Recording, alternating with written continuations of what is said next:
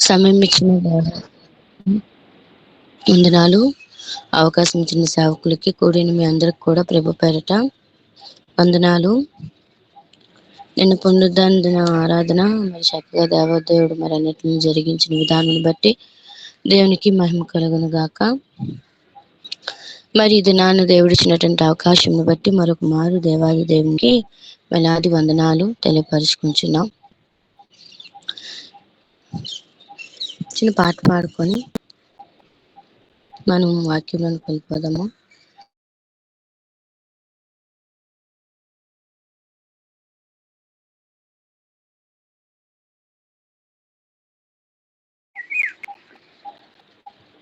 నీవు లేని చోటేది యేసయ్యా, నీదాగి క్షణముండలేనయ్యా. నీవు చూడని స్థలమేది యేసయ్యా,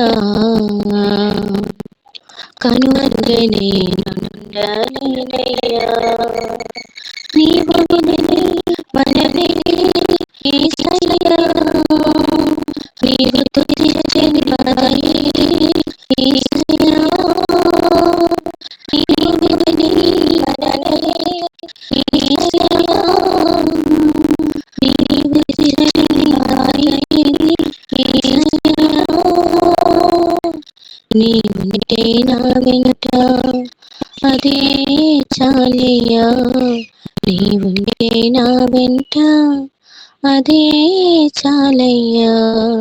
నీవుంటే నా వెంట అదే చాలయ్యా, నీవుంటే నా వెంట అదే చాలయ్యా. నీవు లేని చోటేది యేసయ్యా, నీదాగి క్షణముండ నేనయ్యా.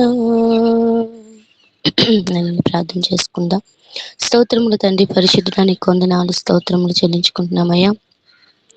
ఇదిగో తండ్రి, నాన్న ఎక్కువని లెగిసి తండ్రి ఇది నాన్న ప్రభు ఇలా ప్రార్థించుకోవటానికి, నీతో సమయాన్ని గడపడానికి, వాక్యం పంచుకోవడానికి ఇచ్చినటువంటి అవకాశం బట్టి వందనములు స్తోత్రములు చెల్లించుకుంటున్నాం. భక్తి జీవితంలో మేము ఏ విధంగా ఉండాలో ప్రభ సమస్తమును చూస్తున్న తండ్రివి తండ్రి, నీ నామానికి మహిమార్థంగా జీవించే కృపలోనికి నడిపించు.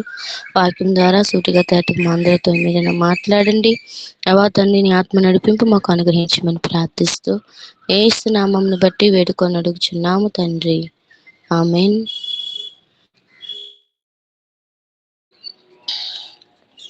ఈరోజు భక్తి జీవితంలోని చాలా మంది ప్రభువుని ఎందుకు నమ్ముకుంటున్నారు అని అడిగితే, అమ్మా నువ్వు దేవుడిని ఎందుకు నమ్ముకున్నావమ్మా అంటే, నా కష్టాలు పోయాయని దేవుని నమ్ముకున్నామంటారు. కొంతమంది ఏంటంటే ఎలాగనుకుంటారు తెలుసా అండి, మీరు ఎందుకు దేవుని నమ్ముకున్నారంటే, మాకు మా చదువులకి చాలా మంది అదే మిషనరీస్ హెల్ప్ చేస్తున్నారు, అందుని బట్టి మేము దేవుని నమ్ముకున్నాము అని చెప్పి అంటూ ఉంటారు. మరికొంతమంది దేవుని కోసం బ్రతికేవారు ఎలా ఉంటారంటే ఏం చెప్తారంటే, మాకు దేవుడు ఏమి ఇచ్చినా ఏమి ఇవ్వకపోయినా ఆయన మాకు ఇచ్చింది ఒకటే, అంటే ఈ లోక సంబంధమైన మాకు ఇవ్వకపోయినా దేవుడు మాకు పరలోకం అనేది ఇచ్చాడు, నరకం నుంచి మమ్మల్ని తప్పించాడు, ఈ పాప బంధకాల నుంచి మమ్మల్ని విడిపించడానికి యేసు ప్రభు వారు మరి మా నిమిత్తం చనిపోయారు. మరి ఆయన 3వ దినమున ఆయన పునరుద్ధానుడిగా తిరిగి లేచారు అని ఏ విధముగా మరి మా కొరకు వచ్చి ఉన్నారో అదే రీతిగా తిరిగి వస్తారనేటటువంటి విశ్వాసంతో మేము ప్రభువుని నమ్ముకున్నామని చెప్పేవారు కొంతమంది. హల్లెలూయా, దేవుని నామానికి మహిమ కలుగును గాక. కానీ ఇలా చెప్పేవారు అతి కొద్ది మంది మాత్రమే. కానీ దేవుడు నాకు అది ఇచ్చాడు, అందుని బట్టి నమ్ముకున్నాం, దేవుడు మా సమస్యను తెచ్చారు అందుకని నమ్ముకున్నామని చెప్పు అనేవారు ఎక్కువ మంది. ఒకవేళ కానీ మరలా కష్టాలు వస్తే అంటే అర్థం ఏంటి? మళ్ళీ కష్టాలు వస్తే దేవుడు బాగు చేయలేదు అనుకోండి, మరి కష్టం తీర్చలేదు కాబట్టి ఇంకెందుకు ఈ దేవుడిని నమ్ముకోవడం, అందులో ఏమీ లేదు ఇందులో కూడా ఇంకేమీ లేదని చెప్పి మరలా లోకంలో కలిసిపోతారు. నెక్స్ట్ ఇంకొకటి ఏంటంటే, ఎవరైనా మనం బాగా చూసుకున్నారు అనుకోండి, దేవుని నమ్ముకుని వాళ్ళు మాకు అన్నీ ఇస్తున్నారు కాబట్టి ఆ దేవుని నమ్మాలి, తప్పదు కాబట్టి మేము నమ్ముకుంటున్నాం అని చెప్పి అందుని బట్టి. ఒకవేళ వేరే విగ్రహారాధన సంబంధించిన వాళ్ళు వచ్చి మేము కూడా మీకు అన్నీ ఇస్తాం, మళ్ళీ మాలోనికి వచ్చేయండి అంటే వెళ్ళిపోతారు. ఇటువంటి పరిస్థితుల్లోని క్రైస్తవ జీవితం నడుస్తుంది. ఇటువంటి దినాల్లోని ప్రజలు జీవిస్తున్నారు. ఏదో లాభం పొందుకోవాలి దేవుళ్ళో. లాభం ఉంటేనే ప్రభువులోకి వస్తున్నారు. అసలు దేవుళ్ళలో లాభం ఏమిటి? లాభం లేని కోసం ప్రయాసపడుతున్నారు ప్రజలు. ఈరోజు అనేకులు ఎంతమంది క్రైస్తవులుగా ఉన్నవారు తొట్టిల్లిపోతున్నారండి. వ్యక్తి జీవితంలో దిగజారిపోయిన పరిస్థితులండి. నేను మొన్న ప్రార్థనా అవసరతలు కోరిన దాంట్లో మెసేజ్ పెడుతూ ఉంటారు. దాన్ని చదువుతాను ప్రతిరోజు. ఆ ప్రేయర్లు రిక్వెస్ట్లు కోరుతారు. అందులోని 44 కుటుంబాలట ప్రభువులో నుండి మరలా లోకంలో కలిసిపోయారట. ఎందు నిమిత్తం అంటే అక్కడ వాళ్ళ నాన్న బాగా చూసుకున్నారట. వాళ్ళకు విద్య గురించి, తర్వాత ఎన్నో అవసరతలు తీర్చారట. మొదలు వచ్చి మేము కూడా అవి ఇస్తాం అనగానే 44 కుటుంబాలు మరలా లోకంలో కలిసిపోయారు. ఎంత బాధ అనిపించిందంటే, అంటే వీళ్ళు ఎందుకు నమ్ముకున్నారు యేసు ప్రభు వారిని అంటే, వారికి వారి అవసరతలు తీరిపోతున్నాయి కాబట్టి, వారికి ఏదైతే కావాలో దాని గురించి మాత్రమే వచ్చారు కాబట్టి, అది వేరే వాళ్ళ దగ్గర దొరుకుతుంది కాబట్టి ఇంకెందుకు దేవుడు అనుకొని మరలా 44 కుటుంబాలు అందులో నుంచి మరి ప్రభువులో నుంచి వేరైపోయి మరలా విగ్రహారాధన వైపు తిప్పిపోయారు. చాలా వేదన అనిపించింది. ఎంతో బాధ కలిగింది. ఈరోజు ప్రభు ఎవరిని అడిగినా దేవుడు కొంతమందిని అడుగుతున్నప్పుడు మీరు ఎందుకు నమ్ముకున్నారు అంటే చెప్తున్నారు? దేవుడు నాకు నిత్య జీవాన్ని ఇవ్వడానికి నేను నమ్ముకున్నాను ప్రభువుని. నా కోసం ఆయన రక్తం కార్చిన ప్రాణం పెట్టారు. ఈ యొక్క పాప బంధకం నుంచి నన్ను విడిపించి ఆయన పునరుద్ధానుడుగా, దేవుడుగా, సజీవుడుగా కనపరుచుకున్నాడు. ఆయన మరలా తిరిగి వస్తాడు. ఆయన నాకు సహాయం చేస్తారు అని నమ్మి విశ్వసించేవారు అతి కొద్ది మంది. అలా చెప్పేవారు చాలా తక్కువ మంది. ఏదో దేవుడు నాకు ఏదో ఇవ్వాలి, నాకు దేవుడు బాగు చేయాలి, అంతవరకే. బాగు చేయకపోతే మరల లోకంలో కలిసిపోయిన వారు అనేకులు. వీళ్ళే ఎక్కువైపోయారండి. వీళ్ళ బలహీనతలను చూసి, ఈ విశ్వాసుల యొక్క బలహీనతలను చూసి ఈ ఉన్మాదులు అనేవారు, మతోన్మాదులు పెట్టరేగిపోయి చెలరేగిపోతున్నారు. భయంకరంగా మరి వారు దాడులు ఎక్కువైపోతున్నాయి. వీటన్నిటి విషయంలో మనందరం కూడా ప్రార్థించవలసిన అవసరం ఉంది. ఇటువంటి సమయంలోని మనము ఆత్మీయంగా ప్రభువులో ఎదిగే విధముగా ఉండాలి. ఎవరు ఎన్ని మాటలు చెప్పినా మనం గాలికి ఎగిరిపోయి పొట్టు వలె కాకుండా దేవుని వాక్యానుసారమైన జీవితాన్ని జీవిస్తూ ఆయనకి ఇష్టమైన బ్రతుకును మనం బ్రతికేవారుగా ఉండాలి. ఈరోజు ఎన్నో మనల్ని కలవరపరుస్తూ ఉంటే ఎన్నో సేవకుల విషయంలోనైతే ప్రత్యేకంగా ఎన్నో చూపిస్తూ ఉంటారు. మరి వాళ్ళు అంత బాగా మాట్లాడుతున్నారు, వాళ్ళ ప్రవర్తన చూడండి ఎలా ఉందని మళ్ళా మనకే చూపిస్తూ ఉంటారు. అంటే మనం ఏం చేస్తాం? అవి చూసి ఏంటి ఇలాగైపోతుండ్రా, వ్యక్తులు ఇలాగైపోతుండ్రా, ఇలాగా ఏంటి ఇలాగున్నారా, ఏంటి దేవుడు అనే ఏంటంటే బలహీనమైపోవడానికి ఇవన్నీ మనకు కనిపిస్తుంది. అయినప్పటికీ మనం వాటిలో బలహీనమైపోకూడదు.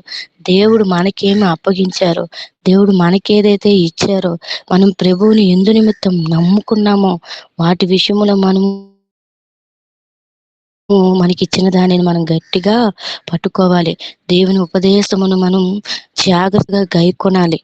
ఆయన వాక్యానుసారంగా మనము జీవించాలి. అప్పుడే దేవుని నామానికి మహిమార్థంగా మనం జీవించగలము. ఎవరెన్ని చెప్పినా మనం తొట్టిల్లకుండా స్థిరంగా బండ మీద మనం నిలబడతాము. కాబట్టి ఆ విధంగా చాలా మంది ఈ విధంగా లాభం పొందడం కోసం ఏదో దేవుళ్ళు ఏదో నమ్ముకుంటే లాభం వస్తుందని అనేకులు రోజు నమ్ముకుంటూ ఉంటున్నారు. ఓ కొల్లల మంది అండి అలాగ జీవిస్తున్నారు. అది ఇవ్వకపోతే మళ్ళా వెనక్కి తిరిగే పరిస్థితి. దేవుడు మీరు కూడా నన్ను విడిచి పోదాం అనుకుంటున్నారా అనేసి యోహాను సువార్తలో ఉంటే అక్కడ కొంతమంది మాత్రం ఆయన అనుసరిస్తారు. మిగిలిన ఎవరు దేనికోసం అనుసరించారట? దేవుడు యేసయ్య ఇచ్చినటువంటి రొట్టెల కోసం, అంటే క్షయమైన ఆహారం కొరకు వారు ప్రయాసపడుతున్నారు. దేవుడు దగ్గరికి మేము దేవుడిని యేసయ్యని వెంబడిస్తే మాకు రొట్టెలు దొరుకుతాయని చెప్పి వెంబడించారు. అప్పుడు దేవుడు అంటున్నారు, ఇవేవి నా దగ్గర ఉండవు, నేను వెళ్ళిపోతున్నాను, నన్ను ఇలా హింసిస్తారు, మీరు కూడా నన్ను వదిలి వెళ్ళిపోతారంటే చాలా మంది వదిలేశారండి.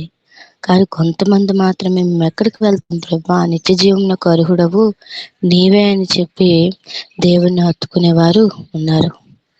హత్తుకునే స్థితిలో మనం ఉండాలి. ఎన్ని కష్టాలు వచ్చినా, ఎన్ని ఇబ్బందులు వచ్చినా, ఎన్ని శ్రమలు వచ్చినా, ఎన్ని శోధనలు వచ్చినా ప్రభు వరకు కర వరకు ఆయనతో మనం ఉండేవారుగా ఉండాలి. వాక్యంలోని దేవుడు తెలియపరిచారు. యోహాను సోదరులు తను కనపరుచుకున్న తర్వాత దేవుడు ఎన్నోసార్లు అపోస్తల కార్యములోని యేసు సజీవుడిగా కనపరుచుకున్నారు. వాళ్ళకి మగ్దలేన మరీకి, తర్వాత శిష్యులకి అందరికీ కనపరుచుకున్నారు. అక్కడట కొంతమంది డౌట్, దేవుడు తిరిగి లేస్తానన్నాడు, కనిపించారు. ఇది కొంతమంది నమ్మారట, కొంతమంది సందేహించారట. ఈరోజు కూడాను మనం నమ్ముతున్నాం, యేసు ప్రభు వారిని నమ్ముతున్నాము, కానీ విశ్వాస జీవితంలోనే సందేహిస్తాము జరుగుతుందో జరగదో అని. దేవుడు సజీవుడు, ఆయనకు అసాధ్యం అంటూ ఏదీ లేదు. మన భక్తి జీవితంలో మనం ఆయనకి ఇష్టమైన విధముగా ఉంటే, నువ్వు నా యందు నేను నీ యందు, మీరు నా మాటలు యందు నిలిచి ఉంటే మీకు ఏది ఇష్టమో అది అడుగురి, అది నేను నాకు అనుగ్రహిస్తాను అంటున్నా. ఆయన యందు నిలిచి ఉండాలి మొదటగా. ఇటువంటి పరిస్థితుల్లోనే మరి చాలా మంది ఇటువంటి సిచ్యువేషన్లోని దేవుడిని విడిచిపెట్టే స్వభావం కలిగిన వారుగా దేవుడు ఇచ్చేటటువంటి రొట్టెల కొరకు, ఈ రోజు కూడా క్షయమైనటువంటి ఆహారం కొరకు వెంబడిస్తున్నారు. దానివల్ల లాభం లేదని ప్రకటనగా మరి ప్రసంగి గ్రంథంలో తెలియపరుస్తారు. అంతా వ్యర్థమేనని. వాటి గురించి మనం తెలుసుకుందాం. వేటి వలన లాభం పొందుతాము, లాభం అంటే ఏమిటి అనేది తెలియపరుచుకుందాము. చూడండి, కీర్తనల గ్రంథము 19వ అధ్యాయము అక్కడ 8వ వచనం నుంచి చూద్దాము. కీర్తనలు 19వ అధ్యాయము 9వ వచనం నుంచి. యెహోవా యందైన భయము పవిత్రమైనది, అది నిత్యము నిలుచును. యెహోవా న్యాయ విధులు సత్యమైనవి, అవి కేవలము న్యాయమైనవి. అవి బంగారు కంటెను, విస్తారమైన మేలిమి బంగారు కంటెను కోరదగినవి. తేనె కంటెను, జుంటు తేనె దారుల కంటెను మధురమైనవి. వాటి వలన నీ సేవకుడు హెచ్చరిక రొందును, వాటిని గైకొనుట వలన గొప్ప లాభము కలుగును.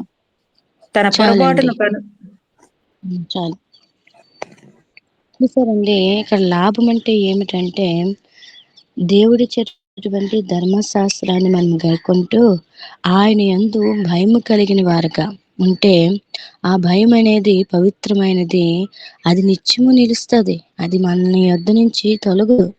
దేవుడు మనకి ఏదైతే చెప్పాడో ఆ మాట ప్రకారంగా మనం చేస్తూ ప్రతిరోజు బైబిల్ చదువుకుంటూ దేవునికి ఇవ్వాల్సిన సమయాన్ని ఇస్తూ ఉంటుంటప్పుడు ఆటోమేటిక్గా దేవుడు మనతో మాట్లాడుతున్న ప్రతి మాటలోనే మనకు భయం అనేది వస్తుంది. ఈ లోకంలో ఉన్నటువంటి వాటిపైకి మనకి అసహ్యత పుడుతుంది. దేవుడు మాట చెప్తున్నప్పుడు అమ్మో, ఏది చేసినా దేవుడు అనేవాడు ఉన్నాడు, దేవుడు ఖచ్చితంగా తీరుస్తారు. ఆయన యందు మనం భయం కలిగి ఉంటే, ఆ భయం అనేది మనకి ఏంటంటే పవిత్రమైనది, అది ఎన్నడూ కూడా తొలగిపోదు, నిత్యము నిలుస్తుంది. ఆయన న్యాయ విధులు అనేవి సత్యమైనవి, అవి ఖచ్చితంగా న్యాయమైనవే, అసత్యమైనవి కాదండి. ఆయన కట్టడాలు, ఆయన విధులు, ఆయన ఇవన్నీ కూడా న్యాయమైనవి. అవి లోక సంబంధమైన బంగారం కంటే, విస్తారమైన బంగారముల కంటే, జుంటు తేనె దారల కన్నా, తేనె కన్నా వాటికంటే మధురమైనదట దేవుని వాక్యము. ఈ వాక్యం ద్వారా హెచ్చరిక పొందితే అప్పుడట మనకి దానిని గైకొనట వలన ఏమవుతుందట, లాభం అనేది వస్తుంది. లాభం దేని వలన కలుగుతుందండి? దేవుని వాక్య ప్రకారంగా నడుచుకుంటూ దేవుడు ఏదైతే మనకు అప్పగించాడో ఆ పనిని మనం ముందుకు వెళుతూ, ఆయన ఆజ్ఞలు మనకి ఇచ్చాడు, ఆయన కట్టడాన్ని ఇచ్చాడు, ఆ వాక్య ప్రకారంగా మనం జీవిస్తూ దాన్ని గైకుంటే అప్పుడు దేవుడు మనం ఏది అడుగుతామో అందులో మనకి లాభం అనేది కలుగుతుంది. లాభం లేని దానికోసం ప్రయాసపడుతున్నారు ఈ రోజు జనులు. అది కావాలి, ఇది కావాలి, ఇది కావాలి, అది కావాలి అంటారు. మరి దేవునికి ఇష్టం లేని బ్రతుకుతారు. దేవుడు ఏమి ఇస్తారు? కానీ దేవుని వాక్యాన్ని ప్రకారంగా, ఆయన ధర్మశాస్త్రాన్ని ప్రకారంగా, ఆయన ఇచ్చేటటువంటి ఆజ్ఞల ప్రకారంగా మనం జీవిస్తే దాని వలన లాభం అనేది కలుగుతుంది. సామెతల గ్రంథం 13వ అధ్యాయం ఒకసారి తీయండి. సామెతలు 13:12. ఎన్నో వచ్చిన మ్యామ్? 13. ఆజ్ఞను తిరస్కరించువాడు అందువలన శిక్షనందును, ఆజ్ఞ విషయమై భయభక్తులు గలవాడు లాభము పొందెను. చాలండి. చూసారండి ఇక్కడ దేవుని వాక్యం, ఆ దేవుడు ఇచ్చినటువంటి ఆజ్ఞల ప్రకారంగా మనము జీవిస్తే మనకు లాభం ఉంటుంది. ఒకవేళ ఆజ్ఞను మనం తిరస్కరిస్తే అందువల్ల శిక్ష కూడా ఉంటుంది. మరి ఆజ్ఞ విషయమై మనం భయభక్తులు కలిగి ఉంటే దేవుడిచ్చినటువంటి ఆజ్ఞలు ఎన్నో ఉన్నాయి. మనకి నిర్గమకాండంలోని 10 ఆజ్ఞలు ఇచ్చారు. అదేవిధంగా క్రొత్త నిబంధనలో కూడా దేవుడు అదే ఆజ్ఞలను మనకిచ్చారు. ఈ ఆజ్ఞలనేవి, ఈ కట్టడాలనేవి మనం ఎలా ఉండాలి, ఎలా జీవించాలి, ఒకవేళ కట్టడాల ప్రకారంగా మనం వాటిని విడిచిపెడితే మరలా ఎలా జీవిస్తాము, ఎలా కలిసిపోతాము లోకంలో. అందుకే దేవుడు మనకు ఒక కట్టడాలను, ఒక ఆజ్ఞల్ని ఇచ్చారు. ఆజ్ఞలు ఇచ్చేటప్పుడు ఆ ఆజ్ఞల ప్రకారంగా మనం నడుచుకుంటే మనం లాభం పొందుతాము. ఇక్కడ ఆజ్ఞ విషయమై భయము, భక్తి కలిగి ఉంటే లాభము పొందుతాము. ఈ విధంగా మనము దేవుని యందు ఈ ఆజ్ఞల విషయంలో మనం భయభక్తులు కలిగిన వారుగా ఉండాలి. దేవుడు ఏం మాట్లాడినా వాటికి సమ్మతించాలి. కొంతమంది వాళ్ళకి అనుకూలంగా ఉంటేనే భక్తి చేస్తారు. మనకు అనుకూలంగా లేకపోతే భక్తి అనే దానిని విడిచిపెడుతూ ఉంటారు. అంటే కొంతమంది చూడండి, దేవుడు హెచ్చరిక తన సేవకుల ద్వారా హెచ్చరిక మాటలు చెబుతున్నప్పుడు, సరిచేసుకోవడానికి గద్దిస్తున్నప్పుడు, ఇక్కడ ఏం బాగోలేదు, తిడుతున్నారు ఎప్పుడు, నీదేటి అని చెప్పి వేరే దగ్గరికి వెళ్తారు. అక్కడ స్థిరంగా ఉండరు. దేవుడు ఏ మాట చెప్పినా మనం విధేయత చూపించాలి. మనం భయం కలిగి భక్తి కలిగి ఉండాలి. మనం మనుషుల్ని బట్టి భక్తి చేస్తున్నామా, దేవుని బట్టి మనం భక్తి చేస్తున్నామా? ఈరోజు మనుషుల్ని బట్టే భక్తి చేస్తున్నారు చాలా మంది. మనుషుల్ని బట్టే భక్తి అయినది ఎక్కువైపోతుంది. వాళ్ళు నన్ను మెచ్చుకోవాలి, వీళ్ళు నన్ను మెచ్చుకోవాలి, పాట పాడినది మెచ్చుకోవాలి, ఇది వాక్యం చెప్పిన మనుషులు మెచ్చుకోవాలి. అసలు దేవుడు మనల్ని మెచ్చుకుంటున్నారు లేదా? వాళ్ళు మెచ్చుకోకపోయినా మనకు అనవసరం. దేవుని దృష్టిలో మనం ఎలా ఉన్నామో, దేవుని యందు భయం కలిగి భక్తి కలిగి ఉన్నామో, దేవుని వాక్య ప్రకారంగా మనం నడుచుకుంటే, ఆయన ఆజ్ఞల విషయంలో భయము భక్తి కలిగి ఉంటే మనకు గొప్ప లాభం వస్తుందండి. నువ్వు అనుకోకపోయినా, నువ్వు అడగకపోయినా దేవుడు ఇహ సంబంధంతో పర సంబంధమైన దేవుళ్ళు కూడా దేవుడు మనకి అనుగ్రహిస్తారు. దేవుని నామానికి మహిమ కలుగును గాక. అందుకనే 1 తిమోతి రాసిన పత్రిక 6వ అధ్యాయము 6వ వచనంలోని సంతుష్టి సహితమైన గొప్ప లాభ సాధనము. మనం భక్తి చేయడంలోనే దేవుడు లాభం ఉంది. కానీ భక్తి చెయ్యం, మనం లాభం కోసం ఆలోచిస్తూ ఉంటాం కాబట్టి ఉన్నది కూడా పోతూ ఉంటది. మనకి లాభం దేని వలనట? భక్తి. దైవ భక్తి గొప్ప లాభసాధము. దేవుని యందు భయభక్తులు కలిగి ఉండి ఆయన వాక్యానుసారంగా జీవిస్తూ, ఆయన మాట ప్రకారంగా, ఆయన కట్టడాల ప్రకారంగా అనుసరిస్తూ, మరి ముఖ్యంగా దేవుడు అంటే భయం కలిగి ఉండాలి. చాలా మందికి దేవుడు అంటే భయం ఉంటది కానీ దేవుడు అంటే భక్తి ఉండదు. భక్తి చేస్తారు కొంతమంది, భయం ఉండదు. ఈ రెండు ఉండాలి. భయం ఉంటే సరిపోదు, భక్తి ఉండాలి. భక్తి ఉంటే సరిపోదు, భయం ఉండాలి. ముఖ్యంగా భయం ఎప్పుడైతే ఉంటుందో ఆటోమేటిక్గా మనం భక్తి జీవితంలో ఎదుగుతూ ఉంటాము. దైవభక్తి అనేది గొప్ప లాభ సాధనం. ఈ క్రైస్తవ జీవితంలో మనం నిజంగా సరైన భక్తి విధానంలో చేస్తే ఎంతో లాభం ఉంది.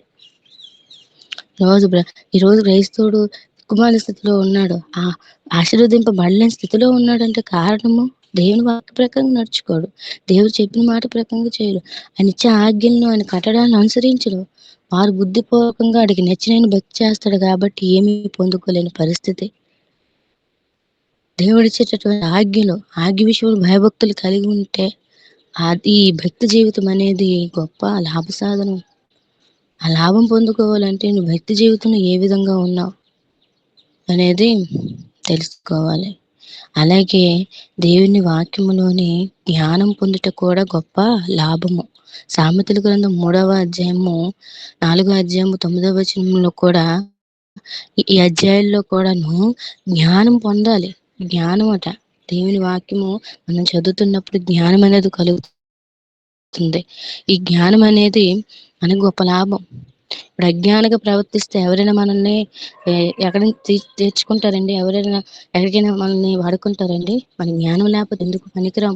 దేవుడిచ్చే జ్ఞానం మనం పొందుకోవాలి. ఈ లోక సంబంధమైన జ్ఞానము లోక సంబంధమైన, కానీ దేవుడు పైనుండి వచ్చేటటువంటి జ్ఞానం మనం ఇస్తే, దేవుడు మనం అడిగితే, ఆ జ్ఞానం అడిగితే ఆటోమేటిక్గా 2 జ్ఞానాలు దేవుడు ఇస్తాడు. పైనుండి వచ్చే జ్ఞానము, భూ సంబంధమైన జ్ఞానాన్ని కూడా దేవుడు మనకి ఇస్తాడు. ఆ జ్ఞానం వలన కూడా లాభం ఉంది. అది దేవుడి వాక్యం వలనే. దేవుడి వాక్యంలోనే సమస్తము మనకు లాభం ఉంది నిత్య జీవితంలో. కానీ వాటిని ఏమీ అడగటం లేదు. దేనికోసం మనం ప్రయాసపడుతున్నామంటే ప్రసంగి గ్రంథంలో అయితే 1వ అధ్యాయం, 2వ అధ్యాయం, 3వ అధ్యాయం, 4వ 5వ అధ్యాయము ఇవన్నీ కూడా అందులోని ప్రయాసపడుతున్నారు. పనిపాట్ల వల్ల లాభం లేదు, ప్రయాసపడడం వల్ల లాభం లేదు, కష్టపడటం వల్ల లాభం లేదు, సంపాదన వల్ల లాభం లేదు, జీవించినంత కాలం మనం బ్రతికిన బ్రతుకు వల్ల ఏమీ లేదు. అది భక్తిహీనంగా బ్రతికితే అసలే లాభము లేదు. మరి నిరర్థకమైన మాటల వలన అసలే లాభమే లేదు. యాకోబు రాసిన పత్రిక 4వ అధ్యాయము 13వ వచనంలో చాలా మంది నేను అక్కడికి వెళ్ళిపోతాను వ్యాపారం చేయడానికి, నేను ఎక్కడికి వెళ్ళిపోతాను సంపాదించుకుందామని రెండని అనుకుంటారట. కానీ రేపు ఏమి సంభవిస్తుందో ఏమి తెలుస్తుంది? దానివల్ల వాళ్ళు ఎంత ప్రయాసపడింది ఏం లాభం? అది వ్యర్థమే అంటున్నారు. మరి దేనివల్ల? శ్రద్ధ గల వారి యోచనలు గొప్ప లాభకరములు. దేవుడిచ్చేటటువంటి ఆలోచన ప్రకారంగా మనం నడిస్తే ఆ గొప్ప లాభం అన్నమాట. చివరిగా ఇంకొక మాట ఏముందంటే ఫిలిప్పీ రాసిన పత్రిక 1వ అధ్యాయము 21వ వచనం చదవండి. ఫిలిప్పీ రాసిన పత్రిక 1వ అధ్యాయము 21వ వచనం. ఫిలిప్పీ రాసిన పత్రిక 1వ అధ్యాయము 21వ వచనం. నా మట్టుకైతే బ్రతుకుట క్రీస్తే, సావైతే లాభం. చాలండి. ఇక్కడ చూసారా, ఇక్కడ ఏమంట? నా మట్టుకైతే బ్రతుకుట క్రీస్తే, చావైతే లాభము. క్రీస్తు కొరకు చనిపోవట కూడా లాభమే. మనం మన ప్రభుని నమ్ముకున్నాము. అసలు దేవుడు మనల్ని ఏర్పరచుకున్నప్పుడు మనం ఒక తీర్మానం తీసుకున్నాం. ఏంటంటే, ప్రభువా నేను నిన్ను చూశాను, నన్ను దర్శించావు, నిన్ను నమ్ముకున్నాను, ఇంకా నేను ఇక్కడ ఉన్నా, నేను బ్రతికినా నీ కోసమే, చనిపోయినా నీ కోసమే అని నిరీక్షణ కలిగిన వారుగా ఉండాలి. చనిపోవడానికి రోజు ఇష్టపడరు, దేవుని కోసం ప్రయాసపడడానికి ఇష్టపడరు. చిన్న కష్టం వస్తే విత్తనాలు చూసారా, మత్తయి సువార్త 13వ అధ్యాయంలోని విత్తనాలు విత్తుటకు బయలుదేరినప్పుడు కొన్ని విత్తనాలు రాతి నేలలోని, కొన్ని విత్తనాలు ముళ్ళ పొదల్లోని, కొన్ని విత్తనాలు ఇంకెక్కడ పడ్డాయండి, తర్వాత మంచి నీళ్ళలో పడ్డాయి. అయితే ఈ ముళ్ళ పొదలో పడినవి, ఈ రాతి నీళ్ళలో పడినవన్నీ కూడాను ప్రయోజనకరమైన లేకుండా పోయింది. మరి మంచి నేలలో విత్తబడిన వాడు ఎలా ఉన్నాడంటే నూరెంతలుగా లాభము పొందుకున్నాడు. రాతి నేలలో పడింది, ఎండిపోయింది. ముళ్ళ పొదల్లో వల్ల ఈ లోక సంబంధమైనవి అణిచివేయడం వల్ల భక్తి జీవితంలో దిగజారిపోయినటువంటి పరిస్థితి. మనం తీర్మానం తీసుకుంటా, ప్రభా అసలు నేను మీకోసం చనిపోతాను ప్రభా అంటారు. నేను బ్రతుకుతే నీ కోసం, చనిపోతే నీ కోసం అంటారు. బ్రతుకుతే బాగానే ఉంటుంది మన జీవితంలోని. మంచి దేవుడు అన్ని చేస్తున్నప్పుడు బాగానే బ్రతుకుతాము. కొంతమంది అయితే చాలా ఎన్ని ఇబ్బందులు పడిన ప్రభుని మాత్రం విడిచిపెట్టరు. అలాంటి వారు ఉన్నారు. ఈ లాభము అంటే దేవుడు లాభం ఇవ్వట్లేదని దేవుని విడిచిపెట్టిన వారు కూడా ఉన్నారు. కానీ క్రీస్తు కొరకు చనిపోవట కూడా లాభమేనంట. నా మట్టుకైతే బ్రతుకుట క్రీస్తే, చావైతే లాభం అంటే ఏంటి? మనం బ్రతికినా దేవుడు మనకు లాభం ఇస్తారు, మనం చనిపోయినా ప్రభు మనకు లాభం ఇస్తారు. అయితే దేవుడు లాభం ఇస్తారని మనం బ్రతి చేస్తామా? కాదండి. దేవుడు ఏమి ఇచ్చినా ఏం ఇవ్వకపోయినా మనం భక్తి జీవితంలోని చెప్పారు కదా, దేవుని ఆజ్ఞల ప్రకారంగా మనం భయభక్తులు కలిగి దేవుడిచ్చినటువంటి కట్టడాల ప్రకారంగా మనం నడుచుకుంటూ ఉంటే అందులోనే దేవుడు మనకు లాభాన్ని ఇస్తారు.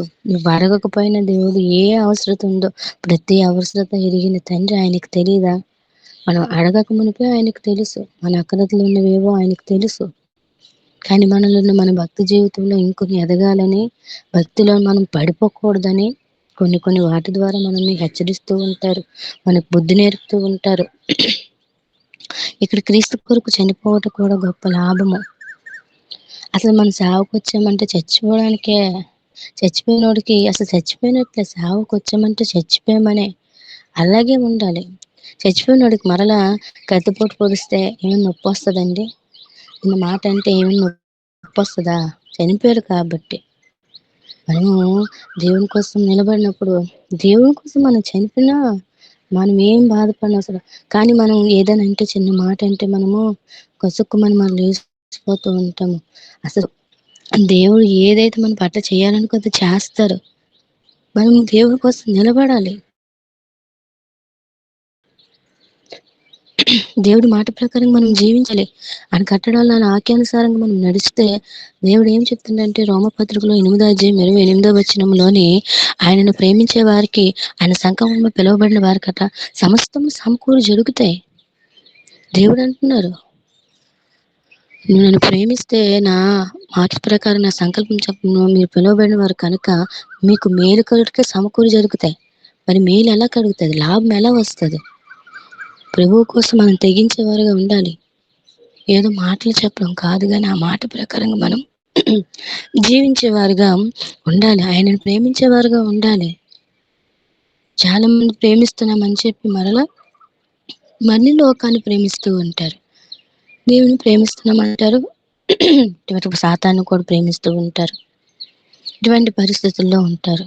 పునరుద్ధానంలోని ప్రభువు నేను 3వ దినం తిరిగి లేస్తాను, మీ కొడుకు నేను చనిపోతాను, ఈ మందిరాన్ని పడగొట్టిన 3 రోజుల్లో లేపబడుతుంది అని చెప్తే, 40 సంవత్సరాలు కట్టాను, 40 సంవత్సరాలు ఎంతో ప్రయాసపడి కడితే నువ్వు 3 రోజుల మళ్ళీ లేపుతావా అని చెప్పి ఆయన్ని వ్యతిరేకిస్తారు. నేను ఈ మందిరం గురించి మాట్లాడలేదు, తన శరీరం అనే మందిరం గురించి చెప్పారు. నేను 3వ దినం తిరిగి లేస్తానని చెప్పిన మాటలు శిష్యులు కూడా మర్చిపోతారు. తన తర్వాత యేసు ప్రభు వారు వాళ్ళకి అగుపరిస్తే కానీ వాళ్ళు నమ్మలేదు. చూడండి ఇటువంటి పరిస్థితులు. అయినప్పటికీ దేవుడు వాటిని ఏమి పట్టించుకోకుండా వాళ్ళని కనపరుస్తూ వారికి అగుపరుచు వారిని ఇంకను ఎలా ఉండాలి, మీరు నా వెళ్ళిన మాటలన్నీ కూడా మీరు గుర్తుపెట్టుకొని వాక్య ప్రకారంగా జీవించండి, నేను మరలా ఏ విధంగా వెళ్ళిపోయానో ఆ విధంగా తిరిగి వస్తానని చెప్పారు. ఇది కదండి నిరీక్షణ. ఇటువంటి కాలంలోని మనము దేవుని కోసం బ్రతకాలి. ఆ బ్రతికే బ్రతుకులోని దేవుడు ఏది చేసినా ఆయన చిత్తం లేకుండా ఏది జరగదు. తల వెంట్రుకలు ఒక్కటి కూడా రాలన్నారు. ఈ శరీర సంబంధం ఈ తల వెంట్రుకలు కాదండి. మనల్ని ముట్టువాడు మన కనుగుడ్డిని ముట్టువాడితో సమానం. ఆయన కనుగుడ్డి ముట్టువాడితో సమానం. ఆయన ఆజ్ఞలేంది ఏదీ లేదు. ఒకవేళ దేవుడి కోసం మనం హతసాక్షి అయిపోయినా కూడా దానికి మనం సిద్ధపడే వారిగా ఉండాలి. అందువల్ల లాభం, ఏ లాభం? పర సంబంధమైనటువంటి లాభము. ఎక్కడ పెట్టిన ప్రతి బాధకి పరలోకములో ఒక దేవుని అనేది మనకి ఖచ్చితంగా ఉంది. ఆ నిరీక్షణని బట్టి మనం బ్రతుకుతున్నాం. ఈరోజు ఏదో ఇస్తారని అవి ఏవో వస్తాయి కదండి. ఇప్పుడు ఫండ్లు అంటారు, అవి అంటారు.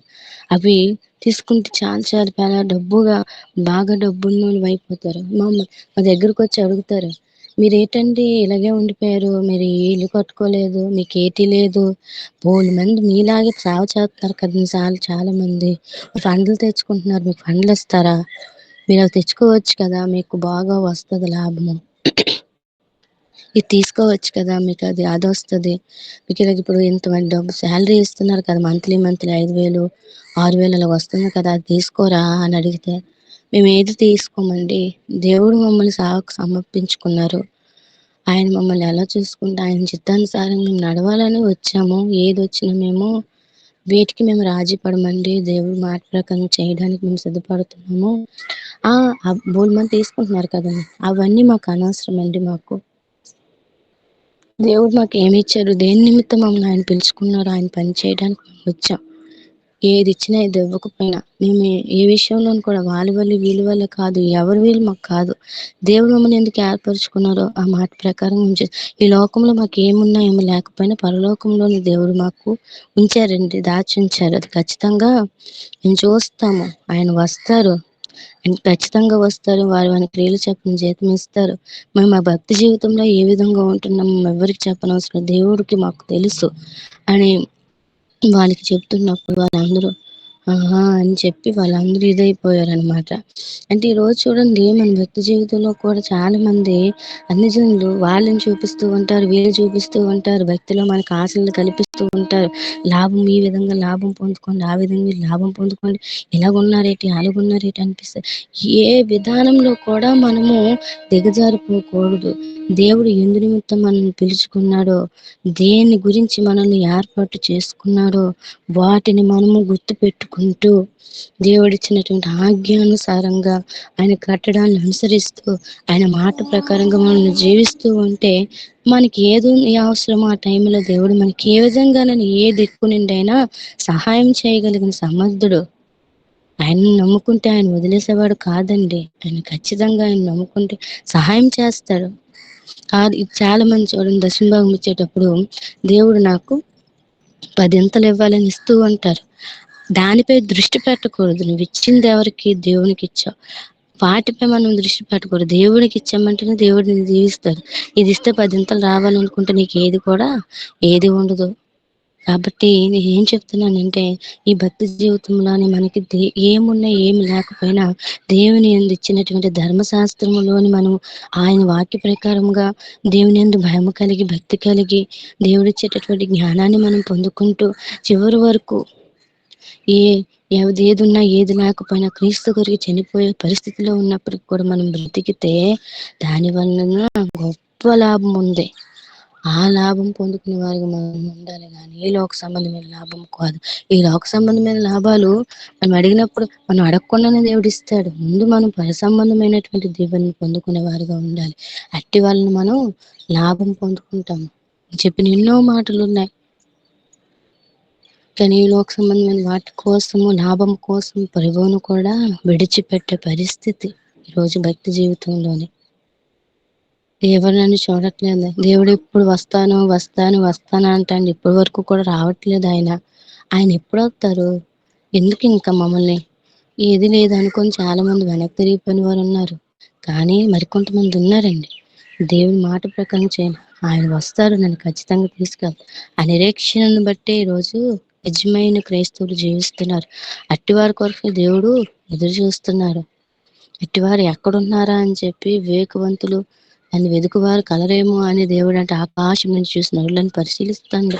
అందరూ కనబడతారు ఒక దినాన్న. ఒక అతను నాకు మెసేజ్ చేసి, ఈ పాస్టర్ గారు ఇలా ఉన్నారని మతమార్పు గురించి నాకు పెట్టారు మెసేజ్ పెడితే అన్నాను, బ్రదర్ ఇవన్నీ నాకెందుకు పెడుతున్నారు?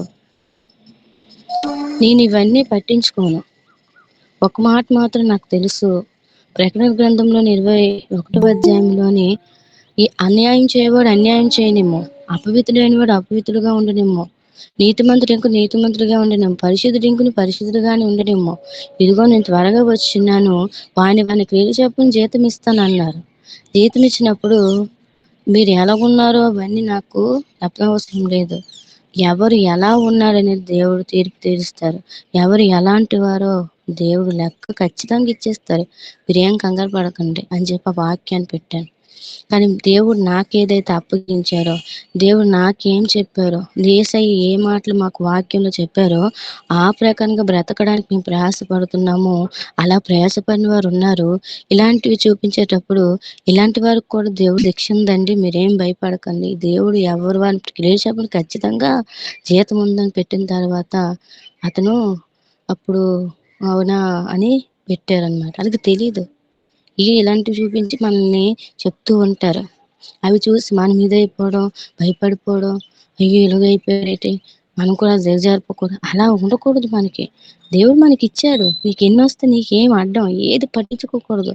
నీకు దేవుడు ఎందు నిమిత్తం నిన్ను నియమించుకున్నాడు అది మర్చిపోకుండా ఒప్పిస్తారని, బియ్యం ఇస్తారని, డబ్బులు ఇస్తారని ప్రభువుని వెంబడించడం కాదు. లోక సంబంధమైన లాభము కాదండి. పర సంబంధమైన దేవుళ్ళ కోసం మనం ప్రయాసపడితే లోక సంబంధం పాటు మనకి ఏది అడిగినా ఆయన అవసరతలు అయినా తీరుస్తారు. లాభం కోసం ఈరోజు ప్రయాసపడుతూ ఉంటారు, ఏదో ఇస్తారని ఆ విధంగా నమ్ముకుంటారు. అది ఇవ్వకపోతే వెళ్ళిపోతారు. మన ప్రభువుని నమ్ముకోమని ఒక్కటి చెప్పాలి, ఈ కష్టాలు తీరిపోతే ఏసైనా నమ్ముకో, ఈ బాధలు తీరిపోతే ఏసైనా నమ్ముకో అని చెప్పకండి. ఎందుకు తెలుసా అండి, అన్యజనులకి వస్తారు, వచ్చిన తర్వాత దేవుడు స్వస్థపరచకపోతే వెళ్ళిపోతారు. నేను ఎందుకు అలా చెప్పను, యేసు ప్రభుని నమ్ముకోవాలి. వస్తారు, దేవుడు ప్రార్థన చేయమ్మా, నాకు బాగు చేయబడాలని కోరుకుంటున్నాను అంటారు. నేను ఒకటే అంటాను, నమ్మితే దేవుడు స్వస్థపరుస్తారు. కానీ మీరు దీనికోసమే వస్తే మాత్రం దేవుడు బాగు చేయడు. ఒకటి మాత్రం గ్రహించండి, దేవుడు మన కోసం మరణించారు. ఈ లోకంలో ఎవ్వరు మన కోసం మరణించలేదండి. ఏ వ్యక్తి అనబడినవాడు నేను దేవుడు అనబడిన మరణించలేదు. యేసు ప్రభువారు మనల్ని ఎంతగానో ప్రేమించారు కనుకనే మరి మరణించారు. ఆయన దేవుడు కనుక మూడో దినమున ఆయన సజీవుడుగా లేపబడ్డాడు. ఆయన మరలా వస్తారు, మమ్మల్ని తీసుకెళ్ళడానికి వస్తారు. ఇది నిరీక్షణ అండి. మాకు ఒక్కటే ఉంది, నరకం నుంచి తప్పించడం చాలండి. ఈ నరకం నుంచి తప్పించేవాడు ఎవడున్నాడండి ఈ రోజుల్లో? దీనిని బట్టి మీరు విశ్వాసంతో వస్తే ప్రభువులోకి ఖచ్చితంగా మీరు స్వస్థపరచబడతారు. నీ నమ్మకం ఉంచితే దేవుడు బాగు చేస్తాడు. కానీ నువ్వు బాగు చేస్తేనే దేవుళ్ళలోకి వస్తానంటే మాత్రం సాధ్యం కాదు అని చెప్తామండి. ఈ విధంగా మనం చెప్పాలి సువార్త. నీ అప్పులు తీరిపోతే, నీ కష్టాలు తీరిపోతే, ఇప్పుడు వ్యాధిగా ఉన్నావు బాగుపరచబడతావు అంటారు. అక్కడ రోగి ఉంటాడు, సడన్ గా తీసుకొస్తారు. ఆడికి విశ్వాసం ఉండదు, నీకు ఉంటది. కానీ ఆ విశ్వాసం లేని దాన్ని బట్టి కార్యం జరగదు. ఇలాంటివి ఉంటాయన్నమాట. కానీ మనం ప్రభువు కోసం మాత్రం వస్తే, ప్రభువునే నమ్మితే, ఆయన మనం ఎందుకోసం మరణించారంటే ఆ సత్యాన్ని తెలుసుకొని వస్తే, మనకి ఏమున్నా ఏమి లేకపోయినా, కష్టాలున్న బాధలున్న ఏ బాధలు నేను దేవుని విడిచిపెట్టిన స్థిరంగా ఉంటే ఖచ్చితంగా దేవుడు కార్యం చేస్తారు. ఈ విధంగా నిరీక్షణ కలిగిన వారుగా ఉండాలి. ఆయన మాట ప్రకారంగా చేస్తే అందులో గొప్ప లాభం ఉంది. ఆ లాభంను పరసంబంధముగా మనం ఆలోచించాలి. పరసంబంధం పాటు మనం అసలు దేని వాక్య ప్రకారం నడుచుకుంటే పర రెండు కూడా దేవుడు మనకి లాభాలు అనుగ్రహిస్తారు. అటు విధమైన కృప దేవుడు మనకు అనుగ్రహించిన గాక. ఆమేన్. ఆమేన్. అవకాశం ఇచ్చిన సేవకులకు వందనాలు. ఆమేన్. ఆమేన్. ఆశా శోభన్ అమ్మగారు, అంజూరపు చెట్లు పూయకుండిన అనే చరణము జ్ఞాపకం ఉందా? పాడతారా? హబక్కూకు గ్రంథంలో ఉంటది కదండి. చెట్లు పూయకుండిన. అంజూరపు చెట్లు పూయకపోయినా, ద్రాక్ష చెట్లు ఫలించకపోయినా, అంజూరపు చెట్లు పూయకపోయినా, ద్రాక్ష చెట్లు ఫలించకపోయినా, ఆరాధించు నా ప్రాణమ మహిమపరచు నా ప్రాణం, ఆరాధించు నా ప్రాణమ మహిమపరచు నా ప్రాణం. ప్రాణమా ప్రాణమా యేసయ్యను కనపరచము నా ప్రాణమా, ప్రాణమా యేసయ్యను కనపరచము నా ప్రాణమా. ఒలీవడొడ్లు కాపులేకపోయినా, చేనుల పైరు పండకపోయినా, ఒలీవ చెట్లు కాపులేకపోయినా, చేనుల పైరు పండకపోయినా, ఆరాధించు నా ప్రాణమ మహిమపరచు నా ప్రాణం, ఆరాధించు నా ప్రాణమ మహిమపరచు నా ప్రాణమా ప్రాణమా యేసయ్యను ఘనపరచుము నా ప్రాణమా, ప్రాణమా యేసయ్యను ఘనపరచుము నా ప్రాణమా. ఆమేన్. ఆమేన్. హబక్కూకు, అంజూరపు చెట్లు, ద్రాక్ష వనములు, ఒలీవ తోటలు, పైరు కలిగిన చేనులోని పంటలు, దొడ్డిలో గొర్రెలు దండిగా కలిగిన వాడును, సాలలో పశువులు పుష్కలముగా విరివిగా కలిగిన వాడు, భూస్వామి ధనవంతుడు, భాగ్యవంతుడు. ఇవేవి లేకపోయినా, అంజూరపు చెట్లు పూయకపోయినా, దారమ్మటో పెరట్లోనో ఒక అంజూరపు చెట్టు కలిగిన వాడే ధన్యుడు. అంజూరపు చెట్లు, అంజూరపు తోటలు, ద్రాక్ష వనములు, ఒలివ చెట్లు, పైరు పుష్కలముగా కలిగిన చేను, గోధుమ చేను గాని వరి ధాన్యపు చేను గాని ఒకానొక సమయము వచ్చినప్పుడు పొట్టతో ఉంటది. లేలేత కంకులు జార విడుస్తుంది. ఏ వరి చేనైనా కంకి లేని పైరు పంటకు రాని. చూడగలమా వరి చేనులో, గోధుమ కర్రల్లో రోజు పనివాడు గొర్రెలు దొడ్డిలో నుంచి వెలుపలికి తోలుతాడు, సాయంకాలమున దొడ్డిలోని చేర్చుకుంటాడు. ఏడాది 12 నెలలు ఒక్క గొర్రె లేని దొడ్డి ఉంటదా? పశువే లేని చాలా ఉంటదా? ఎంత ధనవంతుడో హబక్కూకు గారు. అయితే రక్షణకర్త యెహోవా యందు ఆనందిస్తాడు. ప్రాణము రక్షణకర్త, ప్రాణము రక్షించువాడు, ప్రాణమును రక్షించువాడు, ఉద్ధారకు దేవునికి స్తోత్రం కలుగును గాక. చాలా చక్కగా వాక్య పరిచర్య చేసిన, స్వస్థతల కొరకు, ధనధాన్యముల కొరకు, వృత్తులు ఉద్యోగాల కొరకు, హాస్టల్లో సీట్ కొరకు, కాలేజీలో సీట్ కొరకు వింత వింతగా దేవుని నమ్ముకుంటారు. అయితే ప్రాణమును రక్షించువాడు దేవుడని, రక్షణకర్త యెహోవా అని, యేసుక్రీస్తు ప్రభుల వారు మానున మన పాపములన్నీ మోసుకొని పోయే దేవుని గొర్రెపిల్ల అయ్యాడని, రక్షణకు అయ్యాడని ఎవరైతే నమ్ముతారో వారే ఇతలు సీసలైన గింజలు, వారే రక్షణ ప్రేమించువారు.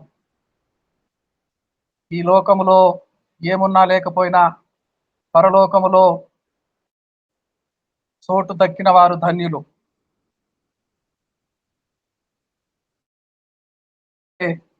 హబక్కూకు కలిగిన భాగ్యము కంటే ధనధాన్యములు కంటే యెహోవా రక్షణకర్త అయిన వారు ధన్యులు. గాడ్ బ్లెస్ యు అమ్మగారు. జాన్సన్ గారు చిన్న ప్రార్థన చేస్తారు, ముగింపు ప్రార్థన. ఆశీర్వాదముతో ఈ సభ ముగించుకుందాము. జాన్సన్ గారు చిన్న ప్రార్థన చేసుకున్నాము. పరిశుద్ధులైన నీకే స్తుతినైనా నీకే స్తోత్రం ప్రభువా, నీకు తండ్రి. నా ప్రియ ప్రభువా, నా యేసుగా సర్వకారి సర్వోన్నతుడారి నీకే మహిమ, నీకే గణితులైన ప్రభువా. నీ ఎడల కలిగిన నిజమైన పరిస్థితి ప్రభావ తెలియజేస్తావు ప్రభా. అయ్యా నువ్వే నిన్నే అందుకు లోకం భౌతికపరమైన ఆస్తుల ప్రభావ, భౌతికపరమైన ప్రభావ ఆలోచనల కన్నా నువ్వే మాతో ఉంటే వాటికి మించిన ఆనందం, సంతోషం, సమాధానం మాతో ఉంటుందని అయ్యా తెలియజేస్తావు. అయ్యా నిన్నే కోరుకోవడానికి, నీతోనే స్నేహం చేయడానికి, నిన్నే వెంబడించడానికి, నీ పాదం దగ్గర మా జీవితాలు పెట్టడానికి ఇంకా మమ్మల్ని బలపరచండి. నీతో ఉన్న ప్రతి ఒక్కరిని కూడా అయ్యా నువ్వు మమ్మల్ని బలపరచండి, జీవించండి. వాక్యం వివరించండి, దాసులను జ్ఞాపకం చేసుకోండి, జీవించండి. ఈ నీటిని నడిపిస్తున్న దాసులను జ్ఞాపకం చేసుకోండి ప్రభు. అయ్యా నీటిలో ఉన్న ప్రతి ఒక్కరిని కూడా ప్రభా వ్యక్తిగత పరిచర్యలను, కుటుంబాలను ప్రభా జీవించమని, సమాజాన్ని